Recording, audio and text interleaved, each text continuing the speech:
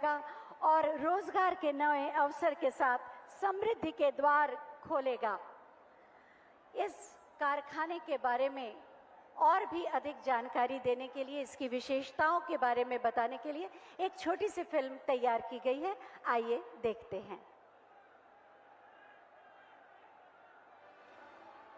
हमारे अन्नदाता, जिनका कठोर परिश्रम और तप है देश का गौरव, देश के यशस्वी प्रधानमंत्री श्री नरेंद्र मोदी जी के नेतृत्व में सरकार ने कृषि विकास और किसान कल्याण को दी है सर्वोच्च प्राथमिकता।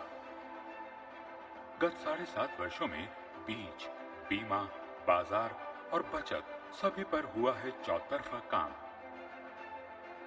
अच्छी क्वालिटी के बीज, neem coated urea, soil health card, micro irrigation, खाद सब्सिडी में वृद्धि जैसे सभी कदम किसानों की समृद्धि को हैं समर्पित। हमने तय किया किसानों को जितना चाहिए उतना यूरिया देंगे, लेकिन कोशिश करेंगे कि पहले मेरे देश में जो कारखाने बंद पड़े हैं उनको चालू करेंगे। देश में छोटे छोटे किसानों की संख्या है 10 करोड़ से भी ज्यादा। पैदावार और किसानों की आय बढ़ाने के लिए खाद उत्पादन में देश की आत्मनिर्भरता है अहम। प्रधानमंत्री जी ने बंद पड़े खाद कारखानों के जीर्णोद्धार और क्षमता में वृद्धि पर दिया विशेष ध्यान। इसी क्रम में 2016 में देश के पूर्वी राज्यों में वर्षों से बंद पड़े 3 खाद कारखानों को फिर से शुरू करने के लक्ष्य के साथ हिंदुस्तान उर्वरक एवं रसायन लिमिटेड की स्थापना करने का बड़ा निर्णय लिया गया। गोरखपुर का खाद कारखाना 30 वर्षों से ठप पड़ा था। बंद पड़े कारखाने के कारण लोग लंबे समय से परेशान थे। बहुतों की नौकरियां छिन गईं, तो कारखाने के कारण चलने वाले अन्य कारोबार भी सिमटते चले गए, जिसके कारण एक बड़ी आबादी के रोजी रोजगार पर संकट आ गया। खाद की आपूर्ति पूरी तरह प्रभावित थी, जिसका जमकर फायदा बिचौलिए उठाते थे। यूरिया की जमाखोरी और कालाबाजारी होती थी। अधिक दाम पर खाद खरीदने के दबाव के कारण मेहनती किसानों पर आर्थिक मार पड़ती थी, तो बिना खाद के फसल नुकसान का डर सताता रहता था। गोरखपुर खाद कारखाने को फिर से चालू कराने की लोगों की मांग पर पहले की सरकारों के वायदे सिर्फ खोखले ही साबित हुए थे। इस निराशा भरे माहौल को बदलने के लिए माननीय योगी आदित्यनाथ जी ने सांसद रहते हुए लगातार आवाज उठाई। किसानों के हितों को समर्पित माननीय प्रधानमंत्री श्री नरेंद्र मोदी जी ने 2016 में गोरखपुर खाद कारखाने के पुनरुद्धार की आधारशिला रखी और आज गोरखपुर की धरती साक्षी बन रही है उस ऐतिहासिक अवसर का, जब प्रधानमंत्री जी के द्वारा गोरखपुर खाद कारखाना किया जा रहा है राष्ट्र को समर्पित। 8,600 करोड़ में बना गोरखपुर खाद कारखाना प्रतिदिन 3,850 मीट्रिक टन यूरिया और 2,200 मीट्रिक टन लिक्विड अमोनिया का करेगा उत्पादन। ऊर्जा कुशल, सुरक्षित एवं पर्यावरण अनुकूल गोरखपुर खाद कारखाने से उत्तर प्रदेश के साथ साथ पड़ोसी राज्यों जैसे बिहार, उड़ीसा, पश्चिम बंगाल, पंजाब और हरियाणा के किसानों को भी सहजता से उपलब्ध होगा नीम कोटेड यूरिया। नीम कोटेड यूरिया से कालाबाजारी पर लगेगी रोक और बीज से बाजार के संकल्प को मिलेगा बल। यह छोटे किसानों की आय बढ़ाने में निभाएगा बड़ी भूमिका। कारखाने के संचालन से गोरखपुर और आसपास के क्षेत्र छुएंगे विकास की नई बुलंदी को। करीब 20,000 रोजगार के अवसर होंगे उपलब्ध। प्रदेश के युवाओं को रोजगार के लिए तैयार करने के लिए दिया जाएगा कौशल प्रशिक्षण। इसके अलावा क्षेत्र के पारंपरिक उद्योग धंधों को भी मिलेगा बढ़ावा।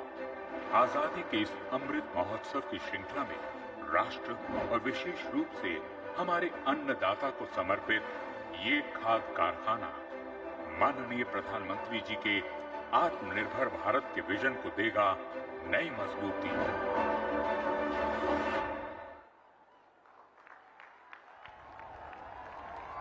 अभी आपने देखा कि गोरखपुर खाद कारखाना किस तरह से उपयोगी होगा और आत्मनिर्भर भारत के निर्माण में महत्वपूर्ण भूमिका निभाएगा।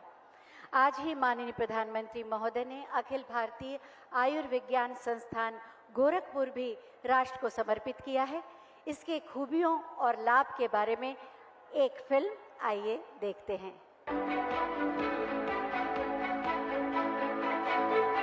देश के यशस्वी प्रधानमंत्री नरेंद्र मोदी जी ने देशवासियों के कल्याण के लिए उनके स्वास्थ्य की रक्षा करना सबसे महत्वपूर्ण समझा और इस दिशा में उन्होंने एक के बाद एक कई कदम उठाए।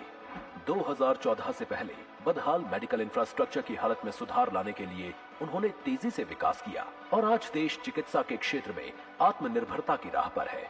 देश में नए मेडिकल कॉलेज बनवाए, विश्व स्तरीय चिकित्सा तकनीकों को अपनाया, न्यू हेल्थ पॉलिसी और ई हेल्थ जैसी सुविधाएं उपलब्ध करवाई। प्रधानमंत्री स्वास्थ्य सुरक्षा योजना के अंतर्गत देश में 23 नए एम्स का निर्माण कराया। Fit India movement, yoga day, Ayushman Bharat और डिजिटल स्वास्थ्य मिशन जैसी मुहिम शुरू की। माननीय प्रधानमंत्री जी ने उत्तर प्रदेश को 2 एम्स की सौगात दी है।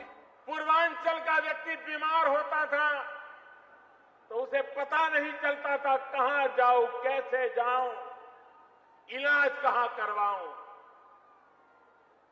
ये पूर्वांचल को एम्स देकर के मैंने यहां के गरीबों की बीमारी की भी चिंता करने का काम ईमानदारी के साथ किया है मेरे भाई। गोरखपुर में 1011 करोड़ की लागत से 112 एकड़ में विस्तृत 18 स्पेशलिटी व 17 सुपर स्पेशलिटी विभागों वाले एम्स का निर्माण कराया गया है। देश का सबसे प्रतिष्ठित हॉस्पिटल एम्स, जिसमें इलाज करवाने के लिए प्रदेश के लोगों को दिल्ली जाना पड़ता था, वो एम्स अब गोरखपुर में आ गया है, जिससे पूर्वांचल के साथ साथ पड़ोसी राज्य बिहार और झारखंड सहित पड़ोसी देश नेपाल के लोगों को भी उच्च स्तर की चिकित्सकीय सुविधाओं से वंचित नहीं होना पड़ेगा।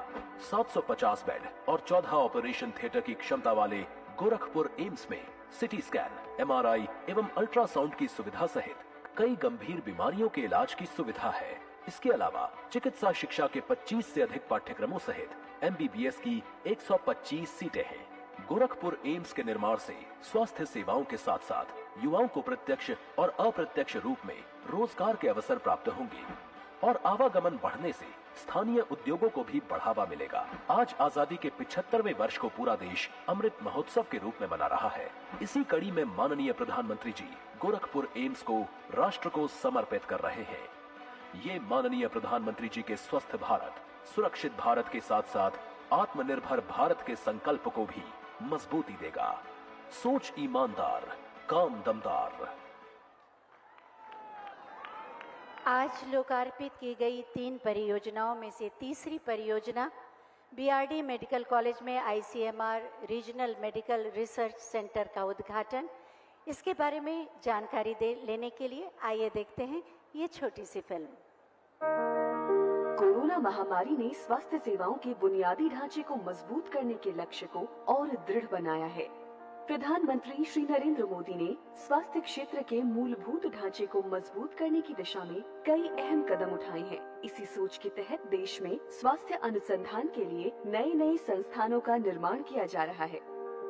इस समय देश में 80 वायरल डायग्नोस्टिक और रिसर्च लैब्स हैं। इनको और बेहतर बनाया जाएगा। महामारियों में बायोसेफ्टी लेवल 3 की लैब चाहिए। ऐसी 15 नई लैब को ऑपरेशनल किया जाएगा।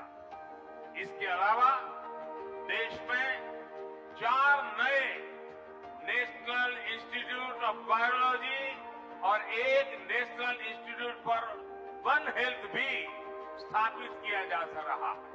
इसी दिशा में ICMR क्षेत्रीय आयुर्विज्ञान अनुसंधान केंद्र गोरखपुर एक मिसाल है।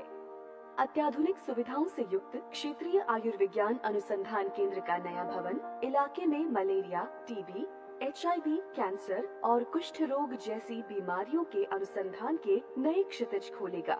ये संस्थान नए और उभरते संक्रमणों, पोषण संबंधी समस्या और इसके अलावा मधुमेह, हाई BP, हृदय रोग जैसे रोगों को दूर करेगा। इस संस्थान के द्वारा क्षेत्रीय आबादी को अत्याधुनिक टेस्टिंग फैसिलिटी का लाभ मिलेगा, जिससे उन्हें रोगों की जांच के लिए सैंपल बाहर नहीं भेजना पड़ेगा और जांच के परिणाम भी समय से मिलेंगे। ये संस्थान क्षेत्रीय बीमारियों के नए इलाज तथा जांच के तरीकों की खोज करेगा जिससे रोगों का बोझ कम करने में मदद मिलेगी। साथ ही स्वास्थ्य संकेतकों में सुधार के साथ साथ अंतर विभागीय सहयोग और क्षमता निर्माण में सहायता के लिए एक मंच प्रदान करेगा। इस भवन का रिकॉर्ड गति से निर्माण किया गया है, जिससे कि क्षेत्र के लोग जल्द से जल्द इसकी सुविधाओं का लाभ उठा सके।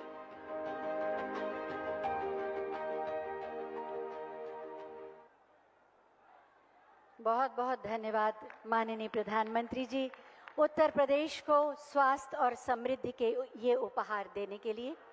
माननीय प्रधानमंत्री जी ने देश को एक मंत्र दिया, सबका साथ, सबका विकास, सबका विश्वास और सबका प्रयास। वास्तव में आज जिन परियोजनाओं का लोकार्पण हुआ, उनके माध्यम से यही मंत्र फलीभूत हुआ है। मैं बहुत ही आदर के साथ माननीय प्रधानमंत्री महोदय से अनुरोध करूंगी कि अपने आशीर्वचनों से हमें अभिसिंचित करें। भारत माता की